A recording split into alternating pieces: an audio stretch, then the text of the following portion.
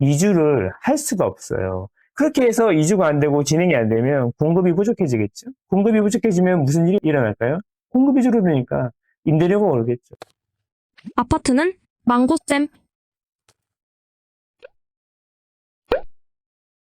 자, 이제 문제는 본격적으로 규제를 하게 되면서 많은 문제들이 발생하고 있는데, 집 있는데 수도권 당첨되면 팔고 와라, 이런 이야기예요. 뭔 소리냐면 당첨이 되면 입주할 때 대출을 받잖아요. 중도금 대출 받고 잔금 대출 받고 하잖아요. 이제 그거를 기대하고 이제 청약을 받았단 말이야. 근데 잔금 대출을 해줄 건데 6억까지만 해줄 거야. 그리고 기존에 집 있어? 그럼 팔고 오셔야 된다, 이런 이야기죠. 6개월 내에 팔고 오셔야지 대출을 해준다, 이런 이야기입니다. 정부도 매도각서 써야 대출을 해주겠다, 이렇게 이야기하고 있는 거죠. 자, 이런 상황이 생기다가 보니까 입주를 하려던 사람들이 입주를 못하게 되는 경우도 생깁니다. 대출이 안 나오니까 돈이 없잖아요. 그렇죠? 그래서 입주를 못하게 되는 경우가 생기는데, 그렇게 되면 어떻게 하죠? 입주를 안 하고 가능하면 실거주 의무가 없다면 세입자를 구하게 되죠. 세입자를 구해서 자, 대출을 안 받고 전세를 놓고 자기는 뭐 자기 원래 사는 동네에서 뭐 월세를 살던 뭐 전세 대출을 받아가지고 기다린다는 거죠. 돈을 모아가지고 들어갈 때까지 기다리게 되는 거죠. 그런데 이제 집 있다는 이유로 전세 자금 대출도 안 해줄 거니까 월세로 살아야죠. 전세보다 월세가 더 비싸니까 현금 흐름이 더 깨지겠죠.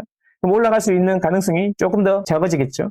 어쨌든 그런데 그렇게 해서 전세 세입자를 구해가지고 등기를 하고 들어갈 날만 기다리면서 돈을 모으게 되는데, 이제 이렇게 되면 세입자를 구해서 잔금 치는 걸 또 못하게 한다는 거예요. 왜냐하면 세입자가 전세자금 대출을 받아서 들어올 수 있는데 그 사람한테 전세자금 대출을 안 해주는 거예요. 등기 치면서 세입자 돈으로 등기를 치면 이게 소유권 이전 조건부 전세자금 대출이잖아요. 그렇게 해서 등기를 못 치게 하는 겁니다. 그러면 이 사람은 어떻게 해야 됩니까? 들어올 수도 없고 잔금을 칠 수도 없고, 그러면 이렇게 날려버리는 게 맞나요? 자, 어쨌든 문제는 청약 받은 사람만 문제가 아니에요. 정비사업 이주비 대출 규제 혼선, 요것도 매우 중요한 이슈가 되겠습니다. 정부는 추가 이주비는 한도 미적용을 해주겠다, 이런 이야기까지 하고 있는데, 이게 무슨 이야기냐면요. 자, 이게 한숨 들렸다가 아니야. 잘 보세요. 정비사업이라는 게 재개발 재건축이잖아요. 재개발 재건축이 진행이 많이 돼요. 그러면 이제 철거를 해야 새로 집을 지을 게 아닙니까? 어차피 서울에서 공급은 재개발 재건축 말고는 없거든요. 대부분 거의 90% 이상이 재개발 재건축이란 말이에요. 서울에서 임대 아파트를 공급하는 것도 거의 대부분, 청년 임대를 제외하면 거의 대부분 재개발 재건축을 통해서 용적률 올려주고 그 반을 뺏어서 임대 아파트를 만드는 거거든요. 그러니까 재개발 재건축을 많이 해야 임대 아파트를 많이 짓는 거란 말이에요. 자, 어쨌든 근데 철거를 해야 지을 건데 철거하면 집이 없으니까 사람들이 다 이사를 가야 되잖아. 이사를 가야 될 거 아니야. 그래서 이사라고 이주비라는 거를 그냥 주진 않고 대출을 해주는 거예요. 이주비라는 건. 그러면 그렇게 해야 되는데 사람들마다 사정이 다양하지 않습니까? 자, 여러분. 아까도 말씀드렸지만 42%가 전세나 월세로 살고 있어요. 그럼 전세나 월세로 살고 있는 분들은 누군가가 그 집을 임대료를 놨기 때문에 전세나 월세로 사는 거 아니겠습니까?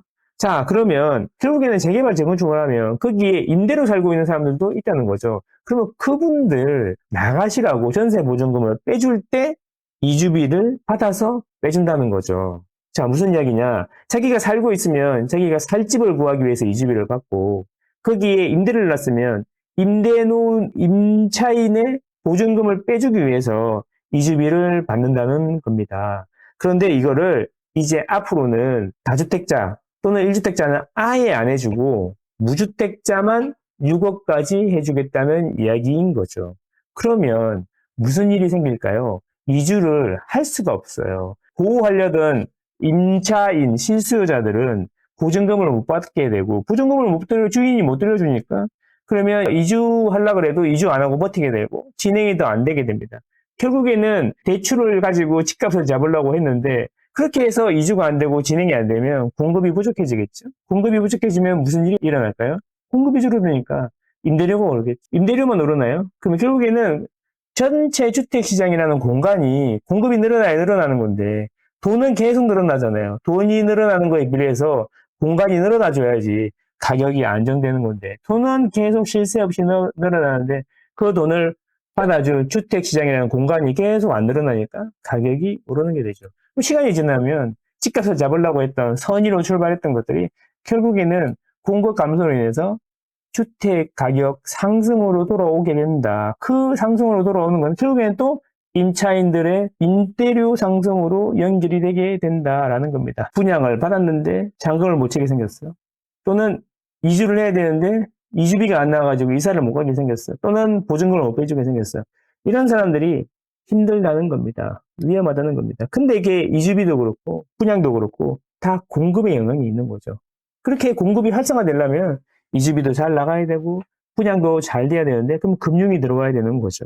요거 이제 또 이걸로 너무나 질문이 많으시던데 정확하게 이야기해 주시는 분이 없어갖고 이야기 한번 해보겠습니다. 27일까지 전세 계약 맺은 집주인 한숨 돌렸다. 전세 대거자금 대출 규제 적용 예외. 자, 이거를 왜 한숨 돌렸다고 이야기하지? 알겠어. 이분들은 한숨 돌린 거 알겠어. 27일까지 전세 계약 맺으신 분들은 한숨 돌렸다고 쳐. 그러면 이제 앞으로는 어떻게 할 건데요? 이 6월 27일 이후에는 전세 계약을 아예 안 합니까? 계속 할 거 아닙니까? 앞으로도 계속 27일날 전세 계약 맺으신 분들도 2년이나 4년 뒤에 또 전세 계약 할 거 아닙니까? 앞으로 전세 계약할 때는 어떻게 되는 거죠? 자, 그 이야기, 자, 전세 대출을 안 해준다는 거잖아. 조건부 전세 대출을 안 해준다는 거잖아. 그러면 2년 뒤, 4년 뒤에 새로 세입자를 받아야 되는데 누군가가 자기가 들어가려고 지금은 당장 못 들어가지만 당장 못 들어가는 이유는 여러 가지가 있어. 돈이 없어서 못 들어가는 것도 있고 내가 여기 살고 있는 집을 팔거나 전세에 다시 놓고 그 돈 받아서 넘어야 되는데 그 주기가 안 맞을 수도 있는 거잖아. 왜? 내 12월에 가야 되는데 집이 지금 괜찮은 게 당장 7월에 나왔어. 그럼 12월까지 기다리면 많이 오를 것 같아. 그 집값 올리는 걸 내가 한 건 아니잖아. 그래서 애들도 학교 다니고 하니까 회사 못 가. 그러면 어떻게? 미리 사놓고 나중에 들어올 수도 있는 거잖아. 그게 안 된다는 거예요. 안 된다는 거. 그렇잖아요. 사놓고 그게 안 된다는 거야. 그런 것도 있다. 다양하게 있다. 다양하게. 왜? 그리고 누군가가 전세를 놔야지 내가 전세를 살 수 있지 않나? 집값이 떨어진 다음에 그러면 전세나 월세를 살아야 되잖아. 그렇잖아. 그 포지션인데 그럼 누가 공급을 해줘요? 제가 2024년 말에 그런 영상을 올렸습니다. 전세는 해로운 새다. 그래갖고 전세를 없애버리면 어떻게 되는지 영상을 올렸었는데 어쨌든 자, 신혼 버팀목 대출 기준 상향도 취소하고 왜 서민전세 대출이나 부글부글 정책자금이라는 거에 대해서 정책자금이 집값을 올리는데 영향을 많이 줬다 이런 이야기인 거잖아요. 그죠? 그런데 집값을 올리는 게 대출을 받아서 집 사는 사람들이 집값을 올리는 게 맞나요? 그죠? 아니 그럼 대출을 이렇게 안 해주는 것도 맞나요? 자, 한번 생각해 봅시다. 집값이 오르는 이유는 두 가지예요. 돈이 많아지거나 집이 없어서 그런 거죠. 그죠? 그렇잖아요. 돈은 계속 많아지는데 집을 계속 돈 많아지는 거에 못 따라가게 지으면 공간이 안 넓어지면 어떻게 되는 거예요? 집값이 오르는 거죠. 물건이 10개가 있는데 돈이 100만이 있다가 200만 원이 생겼어요. 그러면 그 물건이 10개밖에 없기 때문에 돈이 100만 원에서 200만 원 늘어나는 순간 그 물건들의 가격과 수량을 곱하면 총합이 200이 되는 거죠. 200만 원이 되는 거죠. 간단하지 않습니까? 근데 물건을 10개에서 20개로 만들었어요. 그러면 돈이 200이 돼도 가격은 똑같아지겠죠. 단순한 겁니다. 집도 똑같은 겁니다. 돈은 계속 늘어납니다. 자본주의가 그런 겁니다. 돈은 계속 늘어나는 거예요. 그걸 부정하면 안 돼요. 계속 늘어나는데 그러면 집을 계속 늘어나는 것만큼 따라서 공급을 해주면 되잖아요. 공급을 안 해주니까 집이 오르는 게 당연한 거죠. 그게 집을 사고 내가 집이 자꾸 올라와서 대출받아 집 사고 이런 사람들이 잘못해서 오르는 거라 생각하는 프레임 자체가 나는 이해를 할 수가 없네. 버팀목이라든지 신혼부부들이라든지 청년들에게 해주는 국가 정책 자금은 저리로 전세를 살 수 있게 해주는 거예요. 거의 2%짜리도 있어요. 1%짜리도 있고. 그러면 이분들이 그거 받아서 전세로 안 살면 월세로 살아야 되는데 월세 수익률은 보통 3, 4%는 되고 서민들이 사는 데는 수익률이 더 높아요. 5%는 되거든요. 그러면 나는 1%나 2%에 받을 수 있는데 5%의 월세로 가야 되는 거야. 뭔 소리냐면은 내가 두세 배 이상 비싼 그 임대집을 그 임대료로 똑같은 집에 살게 되는 거죠. 그런데 이거를 줄이면 어떡하죠? 그죠? 또 재밌는 이야기가 있습니다. 자, 어디론가 계속 튑니다, 여러분. 8억 5천만 원까지 오른다. 이거 들어보셨어요? 매물거든은 노도강 집주인. 아까 노원구는 호가가 덜 떨어지는 거 보셨습니까? 그죠?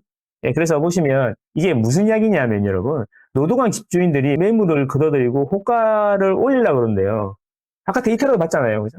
그런데 왜 그러냐면 주담대 유고 규제 때문에 그렇대요. 집값이 낮아서 여유롭대요. 무슨 소리냐?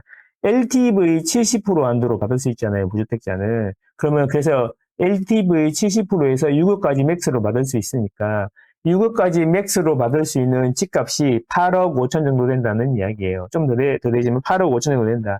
8억 5천 집을 사면 딱 LTV 70을 해가지고 6억까지 받을 수 있으니까 내 돈이 2억 5천만 있어도 살 수가 있는 거죠. 어쩌면 플러스 6억 효과에서 가장 효율이 높은 가격대가 6억 5천만 원인 거죠. 8억 5천만 원인 거죠. 그래서 이런 가격대들의 많은 노원구 집주인들이 사람들이 어떻게 알고 다 찾아오니까 호가를 안 내리는 거지. 오히려 조금씩 올리는 거지. 그 이야기인 거죠.